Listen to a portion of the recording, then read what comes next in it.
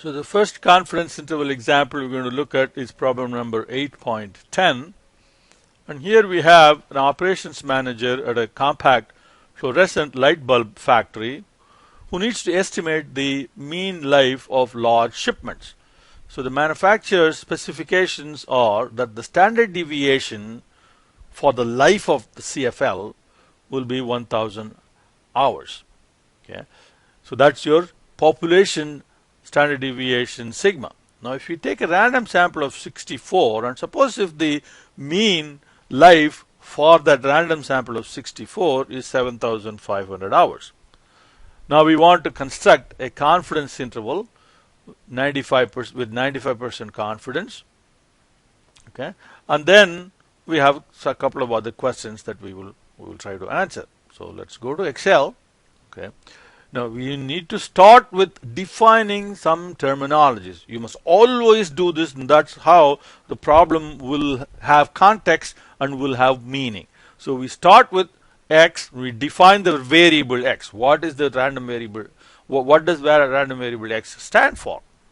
So X is the life of compact fluorescent light bulbs in the shipment in hours. So what is mu then? Mu stands for the average life of those bulbs.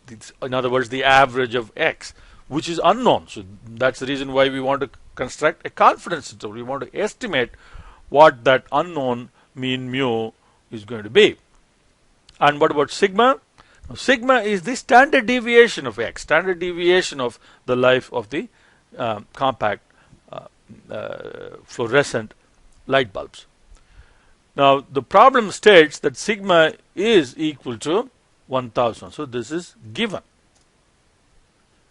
And then we take a sample, and the sample is 64 observations.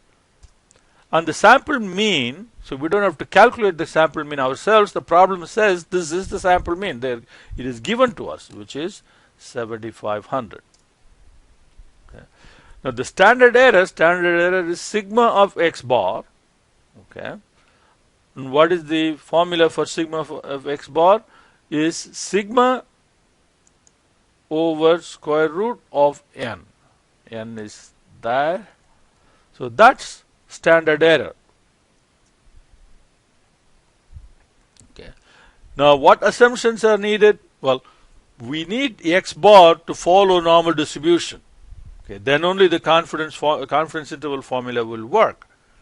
But for X bar to follow normal distribution, we have to assume that the original population was also normal only if the sample size was small. But in this case, sample size being 64, which is greater than or equal to 30, which is really large, we really don't need any assumptions at all. X bar can safely be said to follow normal distribution, and it will be so close to normal distribution it will be indistinguishable from normal distribution. So since sample is large, no assumption is necessary. So sample mean will follow normal distribution. Okay. Now we want 95% confidence interval, so which is the in-between area, 1 minus alpha, and that is 95%. When you put a percent sign in Excel, the content of the cell is going to be 0.95. It will simply be displayed with a percentage sign next to it. What's actually inside is 0.95. So which means alpha is 1 minus that. That's your area for the two tails combined. Okay. Now we need the z value from the table. Okay. So we can go to the z table. Okay. So with the two areas being 0.025, 0.025, the right side z corresponds to a cumulative area of 0.975. So we need to look for 0.975.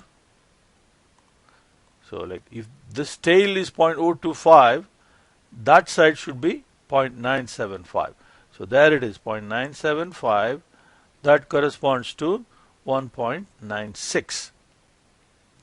Okay, so then margin of error is Z times the standard error, sigma over square root of n. Now we can construct the limits x bar minus margin of error, and then x bar plus margin of error. So that will give us the two limits, the lower and the upper limit. Because we can use Excel function to find the Z table value and not use the Z table from the book, and so that will be norm dot s dot inv, and the probability that we need to give is the cumulative probability corresponding to that tail. So the tail, so alpha over 2 is the tail, and 1 minus alpha over 2, so you need to do 1 minus alpha over 2, and that is the cumulative area corresponding with the 95% confidence interval.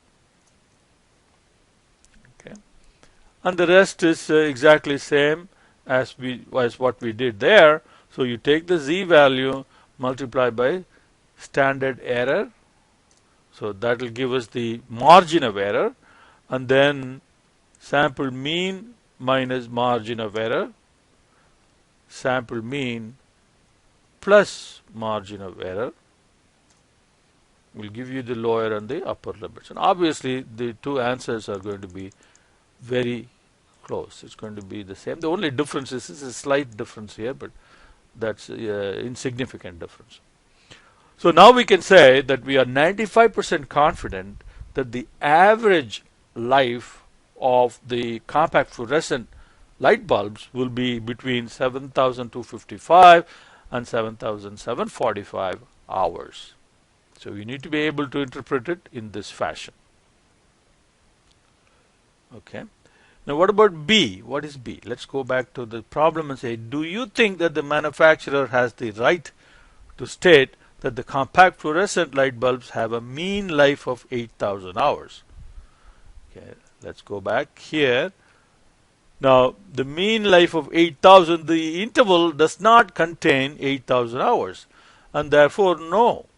Okay, the confidence interval does not contain 8,000 hours, so he does not have the right to, the manufacturer can claim that it is 8,000 hours. Now C, must you assume that the population of the life of the bulb is normally distributed? And we already discussed that.